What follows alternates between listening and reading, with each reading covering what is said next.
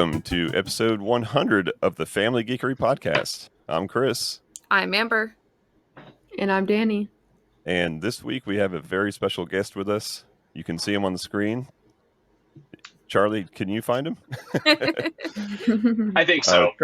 Charlie McElvy, who is a comic book writer, creator, and we'll get into all the things that he's gotten into amongst other special talents. But Charlie, thank you so much for joining us on our special 100th episode. Woo! No, I'm super honored to be here. This is awesome. And excuse me if I drink a lot of ginger ale. I just got over being sick, so I might even mute out and cough a few times. But no, thanks for having me. I'm super glad to be here. Yes, I found me. Unfortunately I can run from me, but I can't hide from me. So, but you guys can. So, and that's episode 100. Thank you for listening.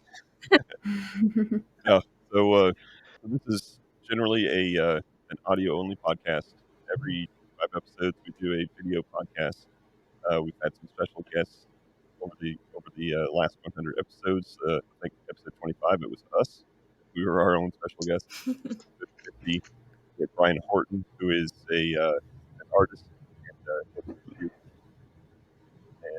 episode 75, we had a band called Sound of Thunder. So they are local-ish to us, Northern Virginia.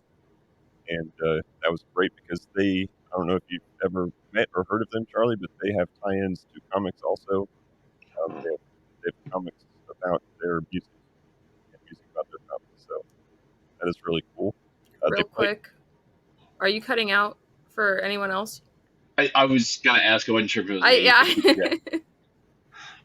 Okay. It was like going in and out a little bit. That's probably this weird setup that we have here, but I think hopefully it's recording me on my side fine. See, that sounds good. Mm-hmm.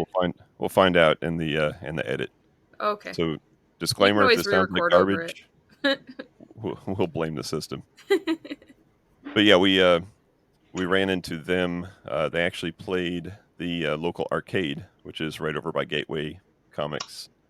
Reclaim. I love that place. Reclaim Arcade. Yep. So they were actually playing a show there when I approached them to be our guest. So that leads us to another localish type guy, and approached him at the last GalaxyCon. We've met at a couple Comic Cons. We've met at some free comic book days, and then at the last GalaxyCon, which we talked about a couple weeks ago, approached and he gratefully said yes. So here we are. That's the quick backstory as to how we got Charlie onto the podcast. So again, welcome and thank you. No, again, my pleasure. I'm happy to be here. And Danny and Amber, it's really nice to meet you, ladies. Nice to meet you too. Thank you. I was too busy getting this book signed over here, so. Which book is that? Sailor Moon. Christina V was there, so I was standing in that line for a while. A long while, I'm sure. Apologies I saw the lines. For not meeting you there. No, you do not have to apologize. I would have done the same thing. I fangirl quite often, trust me. Sometimes I get to cheat, though, because like when I go to these cons, I met Eraserhead last year, and he was super dope. But we talked at the end of a Sunday when nobody was around. And he was like, and he just, we talked for like, 20 minutes, and he goes, "Oh, dude, do you want something?" I was like, and he just signs a thing for my son, and he goes, so it was super, super great. So I'm with you 100%. Yeah, I wasn't sure on these big type cons, when you see an empty booth and you want to go say hi to the guy, you're not sure if it's going to be the I'm happy to meet any fan, or it may be I haven't made my money back yet, so you're going to have to buy something, buddy. Yeah. No, so I just wave from afar.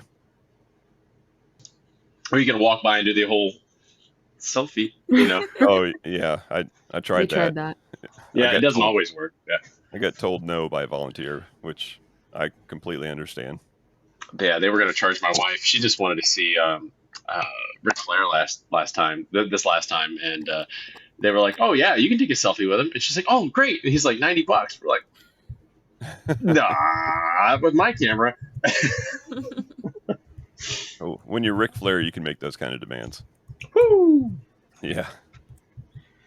So give us a quick little spiel as to who you are and what you do, and then we'll dive into the specifics.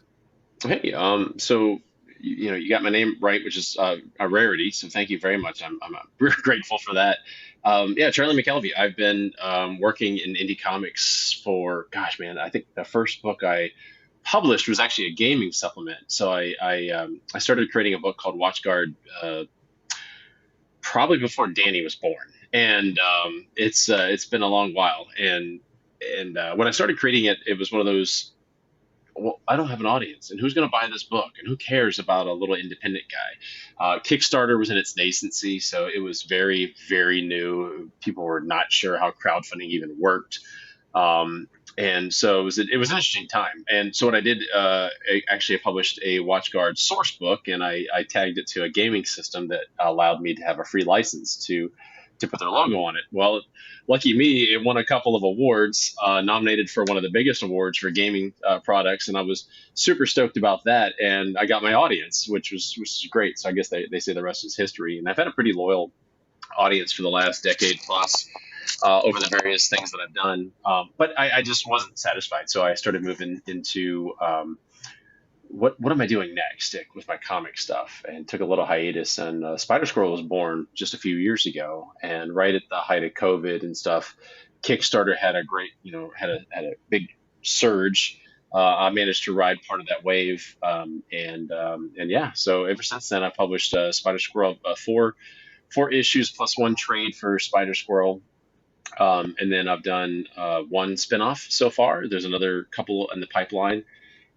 Then I started publishing other people's work. So gone from being an independent, self-published dude to someone who's now starting to pick up other creators, and they're bringing their works up under my banner, which is changing soon, which we talked about a little bit beforehand. But Xion Studios is what I've been since I started doing graphic design back in the 2001. Was doing some of that stuff, and then that's moved from graphic design into comics, kept the name, and it's evolving yet again. So Zion's going to be the overarching publishing banner, and these superhero works that I'm doing and all ages stuff is going to be under the Blind Squirrel banner. So yeah, so just keep evolving. I don't know, man. I do all kinds of stuff, and my favorite thing is meeting people and the people that bring us all together. It's such a great time. And you were there for Free Comic Book Day. Well, no, you weren't there, were you? I was there last year. That's right. Yeah, Free Comic Book Day was great. I get to hang out with Brian Hawkins and Patrick Foreman, two friends that I haven't seen in a while, and just meet all these great people. It's great. So I don't know. I live off that stuff, man. And I think at the time when I met you last year at the Free Comic Book Day, this year I was traveling home, but last year, I think you pointed out to me, correct me if I'm wrong, I think you pointed out to me the real life Trash Panda. Oh, yes. Would he have been there? He was absolutely there. Yeah. Jeremy is a local retired Marine, and yeah, a great friend. I've known him, actually, we met through obstacle course racing. So I used to run a lot more than I do now, but I ran as many as 100 events in 1 year. And Jeremy and I just came across each other a lot of times. It's kind of funny. He ended up marrying a girl that was in my youth group that I kind of youth pastored, which is all kinds of, like, my worlds just collided. It was really crazy. So it's kind of funny. And then she goes on Naked and Afraid, so she's been on the show. Anyway, it's weird. But yes, he's a real life Trash Panda. He's a great dude. And we actually did a live stream where I ate pineapple pizza. And for those of you who know me, know I love pineapple and I love pizza. I do not love the convergence of the two. So I saw that as one of your Kickstarter goals, or to do the live stream of eating pizza. That was actually on my list of things to ask. Yeah. But from inference, I just kind of took it that you, like myself, don't think that those two should be together. Just add some jalapeno. It's good. No, Amber, no. I've tried that, and I don't mind. It's funny. I don't mind the flavors. Like they don't clash as badly as I think some people make it out to be. But everyone's palate's different. But for me, it's a texture thing. Like it drives me bonkers. The crunch of the pineapple does not jive with the rest of the whatever's on the pizza. I don't care what you put on it. Yeah, That's same with me. The fibrous, it's for me, not the That's crunch, it. but the fibrous texture. Yep. Yeah, it doesn't work for me. So we All got right, that. Danny, where are you at in that argument? I've had it like once, and I mean it was okay. I tolerated it, but it's nothing I go to. She's a I like plain how- cheese or pepperoni. Cheese and pepperoni only. Okay, I dig it. Don't mess with the good thing. No. So just a quick little side note. You mentioned the tough muddy mud runners, those type things. Just a quick curiosity. Did you ever use back in the day the app called Tough and Muddy? It was an iPhone app. No. Okay, probably not, but it was. I made it for a client. And, That's cool. And this client's a personal trainer / life coach now, but she had created all these workouts for Tough and Muddy was the name of it, and she got some very upsetting emails from Tough Mudder. Tough Mudder. Tough Mudder. Yeah. Yep. The C&Ds. Yep. Yep. Some cease and desist, but we massaged the title a little bit. We massaged some of the search words, and she did pretty well with that. But yeah, just a curiosity. You never know when you run into somebody that actually knew something that you make. No, 100%. I was, I probably know her. It's funny, the obstacle course racing community is super small. I joke that it's a lot like IT. You know, I'm in IT for my day job, and IT for as big an industry as it is, it's very small when it comes to relationships and people and stuff like that. So everybody knows everybody, it seems like. And OCR is not much different. Obstacle course racing is very similar, where you start talking to somebody and go, "Oh yeah, I know that person. They did blah blah," and you go, "Oh wow, how'd you?" Okay. So I may know her. We'll have to talk offline and I'll figure out who she is, especially if she's local. Because I used to run with a local group called the Capital Punishment. That was our name. Oh, that's cool. Yeah, so kind of DC-ish based. I also ran with the Justice Beavers. Yes, the Justice Beavers. And they were local here in Fredericksburg, although most of them moved away. But Great names. So let's talk about Spider-Squirrel. Is Spider-Squirrel would you say the biggest title that you've done so far, or? Yeah, that's a fair shake. Spider-Squirrel, first off, it was the first Kickstarter I had done in almost a decade, and it was a phenomenal success. I did not expect it. I did do 2 years. I spent 2 years building up to it, teasing it in social media and stuff like that. I think what really kind of caught it was great timing for me because, again, Kickstarter was kind of on a nice little uptick. COVID had happened, and people were looking for different things to do and so forth. And they got tired of axe throwing in their backyards or whatever they were doing. And that's what we were doing anyway. And so, yeah, I think I was very fortunate, but also I think that Spider-Squirrel captured a little something of the personality of what people were looking for at the time. A little bit of the Zeitgeist, if you will, right? And what really got the attention was that Benny's pizza cover and the whole pineapple, no pineapple argument. And it's so funny to this day. I have that as my banner when I go to shows. And I have people walk by and they couldn't give two cruds about, a comic book, but they'll stop and go, pineapple. No pineapple, and so it's fun. I think there's that, and then I think also we're seeing a lot of this in the industry where folks are looking for more of that less weighty, heavy comic. That's definitely a book style that people love, and they go into whether they're very political or whether they're very social or whatever. But I think a lot of folks are also looking for something just fun and to read and kind of remind them of what they read when they were kids. Guys like me who are old and like to read books that make you giggle a little bit while also telling a story. So I think I've been very fortunate with that. And Spider-Squirrel, yeah, is definitely the flagship of everything, which is why when I'm rebranding the Spider-Squirrel books, we're going with Blind Squirrel because even a blind squirrel finds a nut every once in a while. So hopefully you find your nut with the books that I have, whether it's Spider-Squirrel or Milestone or Night Care or whatever. It's interesting that you have observed that in the recent industry.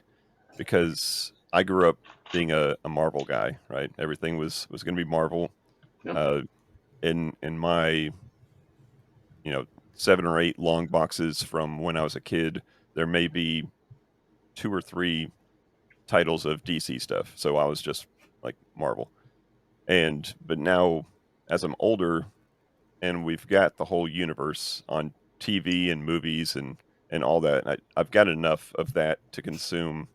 I'm leading towards, and I think the girls have noticed that I'm pushing towards the indie comics a little bit more, and we've reviewed several of those on this podcast, and it's great just to get something different than the stuff that we already know. Still love it, still read it, but it's good. Girls, you think that's a fair assumption of what we're doing here?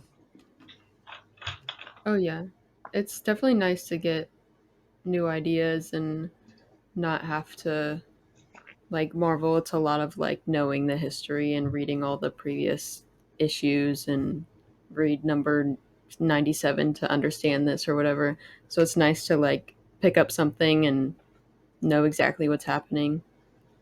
Especially new stuff, I think. It's a lot easier, a lot less daunting to see like a indie issue 1 and be like, oh, I can get this, rather than like Spider-Man issue 1 where it's really Spider-Man issue 1000. Right, and there's no 50-year history that has to be followed, even though they have multiverses and they have different iterations of even Peter Parker and that whole universe. But just being able to get a fresh, like, here's a new character, this is their limited backstory, and I can do whatever I want with them right now. So that's it's fun to read, so I'm sure it's fun to create also. Yeah, I think being able to create shackleless, right? I'm not bound to corporate boards of directors who really insist on us going in a certain direction to maximize profitability or to get the next movie out or whatever. And I don't think there's anything wrong with that either inherently. I think it's just that to your point, I think people are looking for things a little bit more approachable, a little bit more fresh. Something that is more entertainment and less of a burden to get into. Indie isn't perfect. I mean, we're still trying to find out who and what we are for sure. I think, with Spider-Squirrel, like one of my big, I've already written the last Spider-Squirrel story. So when it's time to hang up the cape, so to speak, even though he doesn't wear a cape, he wears a hood that he actually doesn't wear. That's a whole other, that's an in-joke, by the way. So hood up or hood down. Yeah. So you read that. Yes. But he doesn't need it because he's got a mask. But yes, exactly. So, no, it's one of those, I've written the last story just because when it's time to hang up the cape or spandex or whatever, hang up the hood for the last time, I want to be able to close it out the way I want to close it out. But at the same time, between now and whenever that is, I think I want to make each of my stories as approachable as possible. I mean, is there an origin story? Yeah. Have I told it yet? No, not really. Does it matter? Didn't seem to. And I think that's just the approach that's a little different, whereas, I mean, some indies dive right in and they do their origin story for the character and you don't see them in costume until the last issue, just like you see in mainstream books. We kind of model off of all of that. But I think to your point, indie is outpacing growth-wise. I think it's starting to outpace the regular books, the mainstream books to some extent. Now I buy some of the mainstream books, like I buy Moon Knight, anything Shang-Chi's in, I usually pick it up. But more and more of my stuff is indie. Space Ghost was my most recent big pickup. And I bought every blasted cover that Gateway got. Except for I missed the Toth cover. For those of you who know who Alex Toth is, I mean, Toth designed Space Ghost and they had this concept cover, and I was like, I want that, and that was like the one cover I really, really wanted, and I couldn't find it anywhere. So, if anybody out there has a Toth cover they want to give up, please email me. You can find me at Twitter at Charlie McElvy. But yeah, no, I'm with you 100%. It's nice to go into something. I read a lot of manga too, and I pick up a manga and start reading it, and from issue 1 and enjoy, whatever. I've got a whole stack of manga over here behind me. Thankfully, you can't see my messy room. It's way messier than Amber's for sure. I'm still in the process of decorating. Your room is so neat and clean. Like I see, like the little kitty cat thing. Like that's pretty dope. and you got your books and stuff and your Funkos organized. Mine is, I'm not even painting around the room because I'd be embarrassed. So the first question I had about Spider-Squirrel, since you've admitted that he's pseudo autobiographical, that's not even a real word. I just butchered that word, but we're going to roll with it. I made it up too, so don't worry. When you're writing something like that, do you have any reservations of, oh gosh, if I say this, or if he says this, or if he looks like this, or if he does this, is it going to look like Charlie is boasting or, full of himself or something? Is there any, do you check yourself at all in any of that stuff? No, I actually sometimes I'll lean into that stuff because I think it's funnier.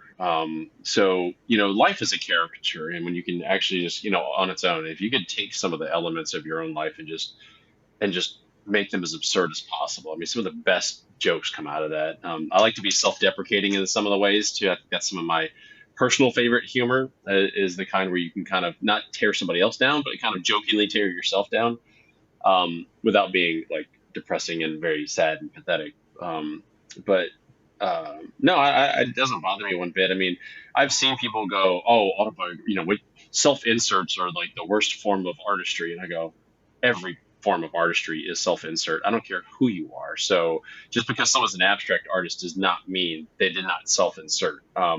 So I think that's I dismiss that usually and don't care. And I tell people my book's not for everybody.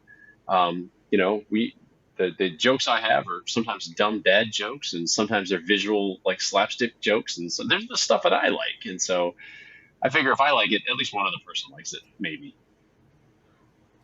Yeah, all three of our listeners have heard our self-deprecating humor several times. That being an example. See how I worked that in there. Yeah. Girls, you got any questions about Spider-Squirrel? Not about Spider-Squirrel specifically, but this one just kind of popped into my head. There's billions of superheroes out there. Do you find it hard to come up with names for them? Because, I imagine, not everybody can have a Superman. Mm-hmm. There are certain names that you have to avoid and stuff. So it's funny. I actually have a list of names that I haven't even used yet. Sometimes it's the dumbest, most absurd thing. So like Spider-Squirrel, for example. Now you can Google Spider-Squirrel and you get like this cute little fuzzy spider with a squirrel head, and you'll see that. You may end up seeing My Superhero at some point. But that name was born out of just one of those funny incidents where I actually used to own a parkour ninja gym, and two of my students, they were arguing. Both were named Alex, by the way. And they were arguing over Alex B and Alex C. They were arguing over what I looked like because I was getting ready for American Ninja Warrior. So I was like scripting my whole Be Real stuff and whatever, and just trying to figure out what I wanted to do for it. And one's like, "Oh, he looks like a spider. Look at his long arms and legs, and he's climbing. Look, he's climbing." They know whatever. And the other one goes, "No, look, he's like a squirrel, just not as annoying," which is absolutely not true. But the way I hop around and everything, and they were like serious. They kept arguing. And I go, guys, stop! I'll just be the Spider-Squirrel. And and as soon as it hit my ears, I was like, okay, that's fun. And so I went home and I designed the logo and I printed it out actually in my workout pants and I printed it on a shirt. I just had little one-offs and I wore it. That was just a logo. There's nothing there. It was just the word Spider-Squirrel and it stuck and it became a thing. And then that's the kind of thing sometimes that just happens. Now, on the other side of things, like Trash Panda, Jeremy, we were talking about Jeremy earlier. So Jeremy was going by Trash Panda, and this is before Guardians of the Galaxy come out and stuff like that. And we were kind of joking about him being the Trash Panda, the raccoon. And I was like, I'm going to lean into that. And so I did. And that's what we did. Drew Moss and I designed the character, and it became a really fun thing. But I've got characters like Barbell. It's just like this. He'll be this steroidal, overdosed, veiny, ridiculous, like Dale Keown looking beast of a guy who's wearing probably a unitard and looks ridiculous, and he'll be a bad guy. I had Mangoose in the first issue. And it's just sometimes you start writing names down and you come up with nonsense and you go, you know what, that sounds fun. And sometimes you hit gold mines. You hit a couple things. Milestone was not originally the name of the character; it was originally the name of the book, and it was going to be something to do. We weren't actually sure what his name was going to be at the time, and so we started with Milestone. We changed the name because we didn't want to. DC was coming up with the 30th anniversary of the Milestone Initiative, and that became like well, we probably shouldn't do that, especially because I have a black character, and so we opted to change the name to God Quest. And I was like, well, we just moved the name of the character down to Milestone. It worked, and he's actually probably going to get another name change later. So, spoiler. It's fun. I think if you sat down long enough and played around with words enough, you'd come up with a bajillion names. Sit down and try to come up with like a bunch of Pokemon names and watch what you come up with. You'll come up with like, the Beetleopolis or something like that. And next thing you know, you're like, oh, I'll draw that, and that's what happens. So, and you may never use them. I have so many characters. I literally have a pile over here. This is one of those messes, but I have a pile of pages over here and notebooks and stuff and binders. It's about 17 inches tall. That is mostly characters or storylines that I haven't done anything with yet. And I sketch them out and, whatever. They're probably trash. Or maybe I'll put them in the background somewhere.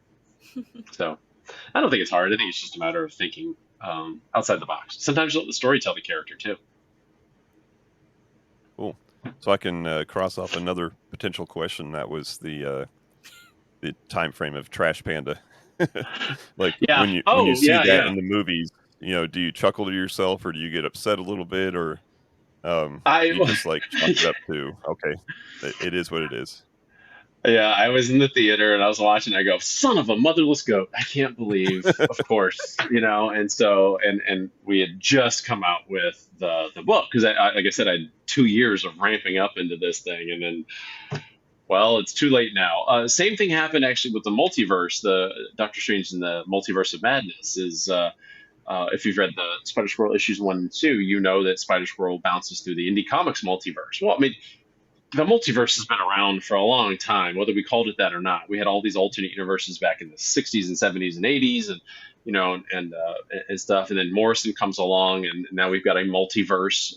We had a name for it. And I think he's the one that coined it. And so, it's just a thing now. But sure enough, people go, well, did you do that after Doctor Strange? I was like, do you know how long it takes to put a book together? Right. No. So no, and you had them falling through different art styles and everything. That was really important to do that. Yeah, that was great. Now, and that was a great use of multiple artists, and that leads up to my next question. You say that you do some sketching, you do some graphic design, but obviously you've pulled in some great talent. At what point do you like hand over the pencil to the artists when you're writing something like this? Oh, yeah, I don't, I love doing design work, and I never fooled myself into thinking I would actually draw a comic book. So really, I've always worked with artists. I was fortunate enough back when I did Watch Guard to work with Andy Smith, who worked at Marvel and DC for 30 years. He worked with the greats like Bart Sears and Ron Mars and these guys. And then I'm always looking for artists because I think the one thing that I try to do as an indie is to bring a quality that stands against the mainstream. So I think that's the one thing where, especially in superheroes, I think indie can do better is to try to elevate our overall game. Now it means I need to be better as a writer because the writing does not stand up to the art that I have. But that also it's a visual medium, so I can live with that. But yeah, no, it's usually right off the bat. And a lot of times I write a story, I think I know who I want to work with, and I hope that he or she is available to work with, and that their rates are reasonable. Yeah, no, it's always I'm always going to work with an art team outside of myself. Yeah. And not to say that you are, but you led up to one of my go-to advices, I guess, in anything creative, and I learned this as a 19-year-old musician, and that is always be in a band where you're the worst member, because you're going to learn faster and you're going to get better, like by necessity. So Oh, Good, 100% good agree. strategy.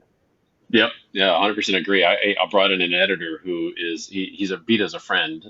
He's my brother, but not literally, but in heart, and he's a better writer than I am. And so I get to I get to hand my script over to Vito, and he goes, "Okay, you said this 3 times in the same page. That's dumb. Don't do that. Change this to this." And so, and I learned, and I actually now I'm actually sensitive. It's funny to your point. Like I think I've learned a lot working with Vito and other writers, frankly.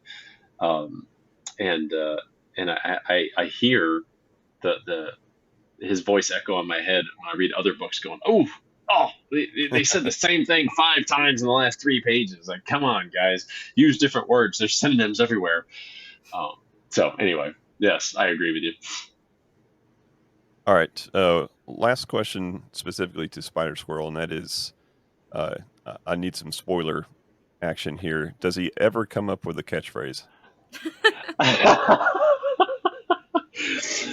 I'm holding you to this. Yeah. No, he doesn't. Okay.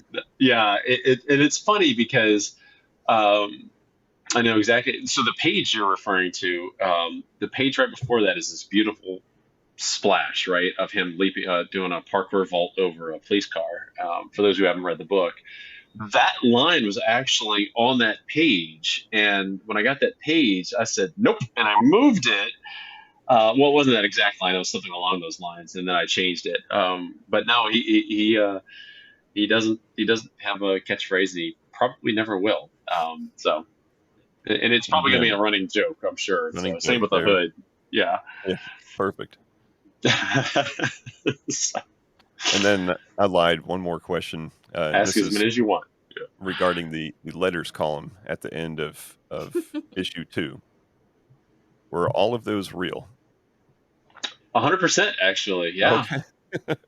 Yeah. I Go I ahead. was thinking the Jimmy Eats Farts was a Oh, I little know. too. The name is fine, but his comment is a little too like real. Almost like a little too like he wasn't pulling any punches when Yeah. he asked No. like why are you pimping out so many sub stories and the story that we just want to read about Spider-Squirrel. Yeah. So I you had wanted a to good post answer. that. Yeah. Yeah. Thank you. No, I absolutely wanted to post that. It was one of those. I had distributed. So how I did that is I had distributed the digital, which obviously easy to do for the Kickstarter, and then I solicited readers. I was like, hey, for the first issue, why don't you, let's do a letters column before I finish going to print. And so I got every one that I got, I published either in the first issue or second issue. And I tried to answer them as honestly as I could. But I got to tell you, doing a letters column, that is the most cumbersome thing in a comic book. So that's why I haven't done them since then. I did an issue 1 and 2, and I didn't bother with 3. And I'd love to go back to it, but I need to hire an intern or have an editor pick it up or something, because that's just it was a whole other task. But no, those are 100% real. Great. I hide nothing. All right. I've got a question about how true the Raspberry Pi comment was. You had mentioned that his first page, his favorite pastime, eating pizza, talking to girls, and playing retro games on a Raspberry Pi. That comes that was straight out true. of Charlie then? Yeah, at the time I was monkeying around with it. Gave it to my neighbor, and I think he's still monkeying around with it. All these years later. Yeah, it was cool. It was a fun little nerd moment where I get to play around with it. I actually had been learning Linux for work at the time, so I was like, well, why not do something fun and kind of get smarter at my job at the same time? And so I did. That was there. So yeah, most of what he did, in fact, all the dates he goes on, every one of those is an ex-girlfriend of mine. And not that I actually dated a real vampire, by the way, but yeah, it was and my wife knows. She's, in fact, some of them, I think she's friends with a couple of them. But yeah, so we're having fun. There's a lot of reality in the fiction. Probably more than you think. Speaking of family, has any of your family members made it into any of your comics? Yeah, so my wife is the librarian, and she made an appearance in Volume 1, but not in the floppies. It will be reprinted in Volume 2, probably issue 1 or 2. I got to find out where I'm going to place it. But for the trade, we wanted to have something special to make the trade valuable for those who already got the floppies, and so we did a 12-page. The original artist who did the first issue and a half, DC Stolpner, um, he wasn't available for the third issue, so I had Ariel Midel, who's now the artist for God Quest, for me do the third issue. But DC said, "Hey, I'm back. I'm ready. Do you have another Spider-Squirrel? I'd love to do some more." And I was like, let's do a 12-page epilogue for the trade. Let's give the folks some value. And so we did. So that sheet first appears in the Spider-Squirrel trade at a 12-page epilogue. And yeah, it's 100% my wife. She even cosplays. She cosplayed last year at Baltimore for all day Saturday, which is a really long day in that outfit. So how cool is it when an artist comes to you and says, "Hey, I like that so much. Do you have some more?" That is actually one of my biggest nerd moments. Like, I totally spaz out when they say stuff like that, or I have people go, "Oh, I've been wanting to work with you," and I go, "Well, why?" But I think it's really refreshing.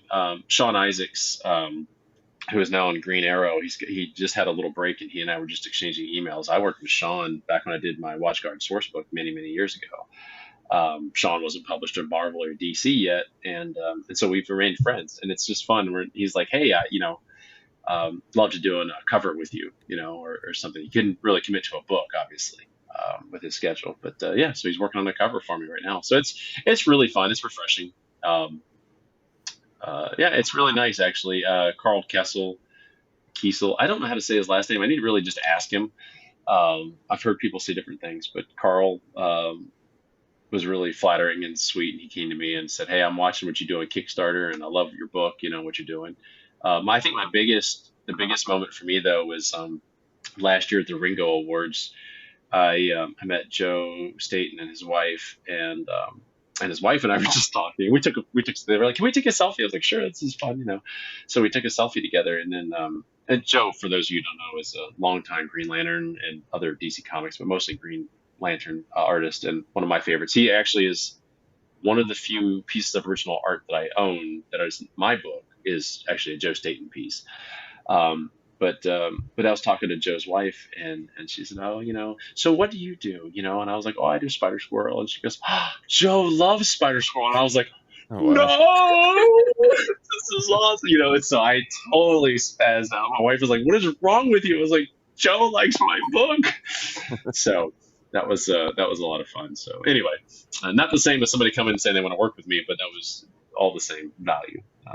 It's fun. It's a great community. Cool. Okay. So for me, I'm actually an art student at my college, and one of the classes here, or when I'm at college, is comics and graphic novels. Do you have any advice for people who want to get into that kind of stuff? Yeah. Not being an artist of that ilk, like what you're doing. Again, I'm not drawing books. I can tell you that I have people all the time slide into my DMs, and they say, "Hey, here's my stuff," and I try to pay attention to as many as I can, because I know that artists they're trying, and some are good, some are bad. Not bad, they're just unrefined. I'll say it that way. But my biggest thing is to, one, take your ego out of everything. And what I mean by that is draw with all of your ego. Like, put yourself, just lay it into the work. But when it comes to hearing reviews and hearing criticism, buckle up. It's better to hear where you're doing poorly than it is to hear where you're doing well. And your art teacher may even tell you that if they're a good teacher.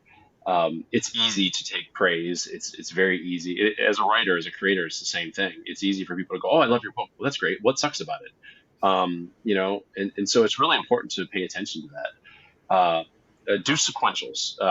I just had just couple days ago before I got sick, I had some guy slide into my Instagram DMs and says, "Hey, I'm a comic book and manga artist and blah blah blah, and here's my work and here's a whole bunch of stuff." And I said, "Hey, this is cool, and your entire Instagram is all pinups. I'm not looking for a cover artist. What do you have sequentials?" He's like, "Well, I get you some." And it's been 4 days and I haven't gotten any.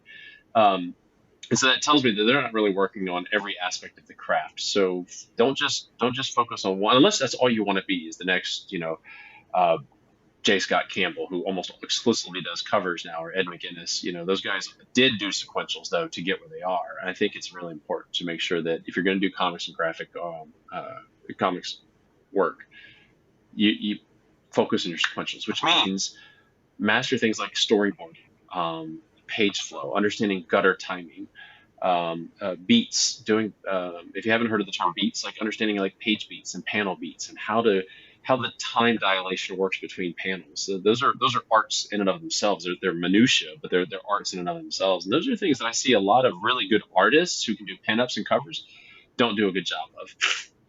And then there's other artists who get work all the time, and people go, "Well, he doesn't draw as well as I do," and it's because he or she has mastered these things, like, one, being on time. That's always important. Meeting deadlines, being a nice person, and being reciprocal receptive rather of criticism when criticism's due, but also mastering the finer arts of fine arts, and that would be things like that, storytelling. How do you manage a page turn? Even if the writer doesn't give you the ability to draw some really cool, like, hey, what's next on the next page? Mastering the page flow so that somebody wants to turn the next page. Writers have to do that too, but it's all these little things. So I think, getting in, one, talk to people, go out to cons, show your portfolio off. You can lead with pinups and covers, but don't stop there.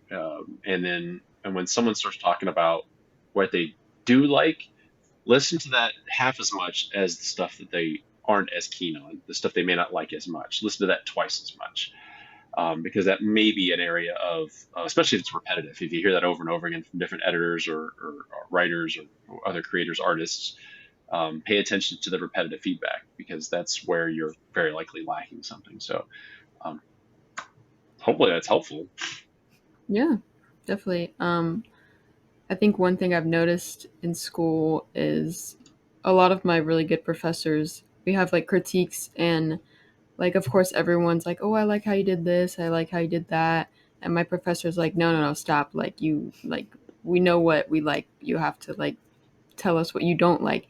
And that's definitely hard, because like we're all like on the same level. Like, you don't want to be like saying what you don't like about someone who's like the same like artist level as you, same grade as you.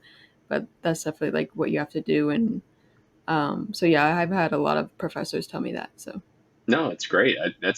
You have good professors. I can appreciate that. And peers, I'd listen to your peers too. They don't have to be right, but they may have some feedback that is valuable, even if it's not, right in your eyes. You may disagree with them, but it's still valuable, right? That's the biggest thing. That's what I meant earlier about, like, just check your ego when it comes to reviews and just listen. It's hard to be objective about our own art, though. Great advice. I guess Now- like segueing, but staying in the realm of college, I'm curious why you chose University of Richmond. At first I thought it was the spider thing, but then you said that, that came from your like students or whatever. So why University of Richmond? Yeah. So it actually was going to be VCU. Well, okay, backing up. Because somebody asked me just this week, like, why is he's from Fredericksburg, but why is he not in Fredericksburg? And I was like, well, because there's no big buildings in Fredericksburg that are worth a darn. There are in the movies. I mean, or right. TV shows. So exactly. The top of the Episcopal Church is about as tall as you're going to get. So I needed to move them. So that was actually a script change. I wrote the book originally in Fredericksburg, and then I realized I had nowhere to go. And I love my city. So what I did was I moved him, he is from here, but I moved him to Richmond. And again, I was originally going to do VCU, but actually it kind of hit me. I go, oh, they are the spiders.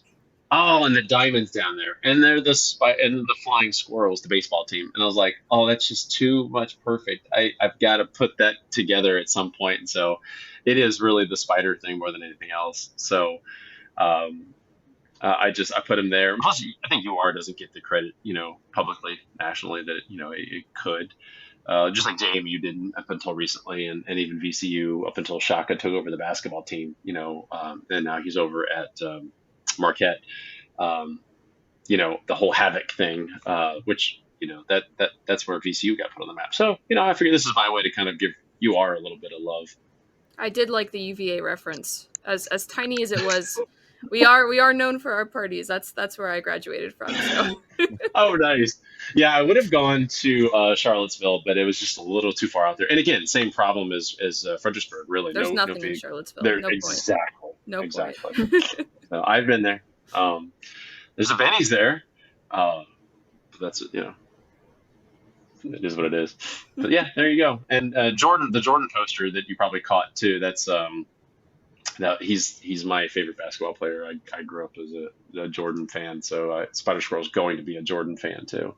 But in the trade, we actually get into some of the posters, and we talk about like the Dr. Sodium cup, yeah, and the pineapple laptop. So just little director's cut kind of stuff on the back, or commentary rather, in the trade to talk about those things. So. Yeah, it's neat. Now, since we do have a industry insider here, we get to yeah, he's showing it. He's a little late, but we get to ask a question that we actually had on our last episode that I didn't have an answer for, and I'm way too lazy to Google something, so we'll ask you. And the question was, I think last episode we were reviewing X-Men #1 from 1991. Where you basically have Chris Claremont and Jim Lee arm wrestling over what's going to get on the pages. And the question that Amber brought up is, does the letterer determine where the words go? Like where the bubbles go, where the words go? Or does the bubble show up there and then the letterer has to get the script in there? Yeah, good question. So no, the letterer is, so here's let me start the answer with this, the letterer is absolutely a part of the creative team. And anyone who really thinks otherwise is just uninformed. Now, that being said, it does depend. So all of my books, with rare exception, all of my panels, with rare exception, the letterer determines where things go. Now, I can show you where, when we did Spider-Squirrel #1, where DC was, in fact, page 2 was a great example. So page 2, we have a lot of panels and a lot of dialogue. And that's usually a faux pas in comics. Like you try not to do both. You either do a lot of panels and minimal dialogue, or you do a lot of dialogue and minimal panels. And then you kind of balance that. And there's some rules about that I never really pay attention to. So this was one of those ones where we had a lot of dialogue and a lot of caption boxes and a lot of things going on. And so when DC drew the pages, he suggested, hey, here's where I think the letterer could do this and this and this. And then I worked with HDE, who did the letters. He's fantastic. I love the guy. He agreed on the general placement. He said, what I want to do is, if you don't mind, I want to do something like they do in Invincible, where the balloon doesn't finish. It doesn't hit the gutter walls. It ends the gutter wall. It is the gutter wall. And I go, dude, whatever works for you, by all means. And so, a good letterer, I'm going to be really clear about that. A good letterer is as much of the creative team as anyone else. And they usually find those placements for you. And I have books that have been hand lettered, and I have most of my books are digital now. The nice thing too is the ability to, with digital, for example, to move things. I never move a box without asking someone, unless it's something minor like trim. So a great example is I had to move a box in a little bit of the caption box. It's in the same general vicinity, north-south, but east-west. I had to move it in away from the margin because it got trimmed off when I reduced the book size to a digest, kind of a manga size. And that's just more of an editorial fix. That is not you put this in the wrong spot fix. So don't do that to your letterer. If you have a problem with where it's located, ask him or her to fix it. If they disagree, listen to why, and then maybe take the feedback. But yeah, the letters do determine where the bubbles, the balloons and caption boxes go generally. Right. Only So- took one episode to answer that question. That's No, very yeah. efficient. Yeah, and I worked with, and again, I work with some pros. So HDE is great. Full Court Press is great. I'm working with Taylor Esposito, who actually just lettered the Space Ghost for Dynamite. He's fantastic too. So I've been very fortunate, like with artists in general, to work with some really professional letterers who give me feedback too. They go, "Oh, that's too. Can I break this up? This is way too much for one balloon." I go, "Sure, dude. Whatever." So. Yeah, it's definitely an art in its own. Mm-hmm. Yeah, they don't just copy and paste. Yeah. Yeah. Well, very cool. They do copy and paste, but that's the easy part of their job. They got to figure out where that crap's got to go. Like, especially when artists fill in like all these.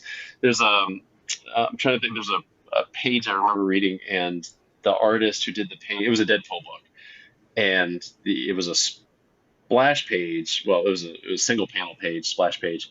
And it had all these dialogue boxes. I think it was a Joe Kelly issue. And there was just tons. It was just super verbose. The artist actually showed the page without the word balloons, just so he can show all of the little cool Easter eggs that he threw in the entire, like there was a Mandalorian helmet, and there was like a Funko Pop of somebody, and like all this other stuff. And like you couldn't see any of that because it was covered by word balloons. So, yeah. That's cool. Yeah, there's a balance to be had. Great. Well, I certainly appreciate your time. Before we wrap up this episode, I want to give you an opportunity to tell us what you're working on now, what's coming up in the future, and do a little self promo. I am so bad at that. Thank you. Yeah, I do have a book. It's a mature audiences book. It's my first mature audiences book for the Xion Studios line that we were doing. We just call it American Yacht because it actually has a longer title than that, but I won't get into that. It's live today, but we are also, as I mentioned earlier, going to branch out and take Spider-Squirrel, Trash Panda, God Quest, all my superhero stuff, as well as Vito Del Sante's Stray, which I will be publishing soon for him, and Scott Fogg's Night Care, and moving those under the Blind Squirrel banner. So that kind of like the DC Vertigo labels, there's a demarcation line so that it's a little easier for folks who are looking for a specific thing to find that thing. So my mature audiences, non-superhero, noir books or whatever, unless there's a direct reason for them to be in the Blind Squirrel zone, they're going to be over in the Xion Studio space. Not all the Xion Studio stuff is going to be NSFW mature. It's just this one currently is. And then Blind Squirrel will keep exploring the universe. It is something of a shared universe, but you don't have to read all of the other books to enjoy what we're doing. So I've got, so next month we should be launching Night Care 1 through 3. 1 through 3. For those of you who did go to college, that is not a 3. You just can't see my thumb. That's all that is. 1 through 3 is going to be re-released next month for Scott Fogg's book, and then we have 4 coming. After that, from the Blind Squirrel brand, we're also going to do a one-shot called Rook, Return to Cinder. That's a non-superhero book. It's also black and white, but the character exists in a meta-human universe, and he exists in my made-up city, Summit City, where he does fight super villains. So it's in that. That's what I meant by it's in that same zone as maybe Spider-Squirrel and stuff. Even if he's just a human police officer, disgraced, and now trying to clear his name while really stopping all the bad guys from doing their stuff. And then God Quest is going to continue. We actually have Ariel just turned in page 18 of number 3, I think is what I got last night. I've been delirious on drugs from being sick, so I can't remember exactly what page number it was, but one of the later pages in that issue is coming. So we'll start getting that colored and then lettered and then finally edited and whatever other stuff that'll be out later this summer. So there's a lot coming. You can expect something from me pretty much every month, whether it's Xion Studios or Blind Squirrel. I may bounce back and forth and do one, then the other, and then the other, and then the other. So there's a lot coming. Just follow me anywhere on social media. You'll see me talking about my stuff. Awesome. You say you're not good at it, but that was perfect. Self-promo. Well, cool. I think that's going to wrap it up for this episode. Any last comments, questions, girls? I have a bonus question. All right. Not related. You mentioned doing, American Ninja Warrior and stuff like that. Mhm. Do you have one of those cool, like, homemade, like, courses in your backyard, like they always show on the TV? I did. Ah, Yeah, I actually still have the monkey bars, rope climb, and rings out there, and I have a few parkour boxes still out there too. So a little bit, but I'm actually, for those who don't know, I'm closer to 50 than anything. Um, and so my kids are all kind of they're out of that stuff, so they're not doing it with me as much as they used to. It was a little bit more fun when they were joining me in this stuff. So some of that stuff's kind of falling apart, and it won't go into repair. It'll go into the dump. And I started doing more Japanese gardening in my backyard, so that's slowly taking over where the fun stuff used to be. So I always thought that was really cool watching the people practice in their backyard. So it is. It's really fun, and my wife and I still go out there and like we do the monkey bars and the rings and the rope climbs and stuff like that because we believe that motion is lotion, and even though we're getting older in age, we say it all the time. Like we're getting older, but we're not getting old. And we refuse to get old. So, But the two of us are old enough to know that there was Ninja Warrior before American Ninja Warrior, and I don't and think the girls ever saw that show. But on I used to G4, love that that was show. just the same thing, but in Japan, right? well, Yeah. that's Sasuke, and that's still going on. It's on season 38 now, I think. Yep. So that's where it started, and they brought it to the U.S. and it was just Ninja Warrior, and it was on G4, which is been consumed by NBC. So NBC, and then they bought all the rights, and now it's American Ninja Warrior. Hmm. Yep. I used to Yeah. love G4. And Man.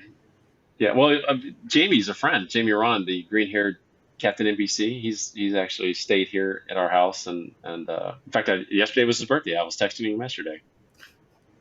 Cool. So happy birthday, Jamie. All right. Well, like I said, I think that's going to wrap it up for this episode. We thank you so much for joining us, Charlie. And we've read through the Spider-Squirrel series. We look forward to... Oh, no. You've deciphered... Who knew it did that? Look what I found. There we go. I think you've just announced what kind of MacBook you have, what kind of laptop you have. It is a MacBook. Yep. Yep. So we're going to look forward to what you got coming up with Blind Squirrel, and we might have to dedicate an episode to one of the issues coming up soon.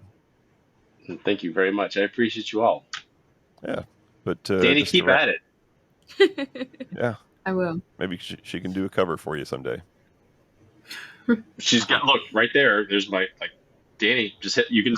My DMs are open. Go. Just let me see what you got. This is where Dad says this is really only episode 2 of this podcast. I lied about the whole thing. This is just to get my daughter in the door. And Seriously the though, I'll look at it. Yeah. the 3 listeners was a lie. There's really 1. No, but thank you so much. This was great. You've set the bar up high again for whoever comes up here in episode 125. We try to keep on finding someone in one of these industries that we cover. We cover comics, video games, all kinds of nerdy stuff. So yeah, thanks again. Thank you. For our listeners, I'm going to remind you all to check out our socials. Go check out YouTube and say hi to Charlie while you're on one of our socials. We thank you as always for listening and in this case watching. And until next time, peace out out Peace out. and and geek geek out. And out. geek out.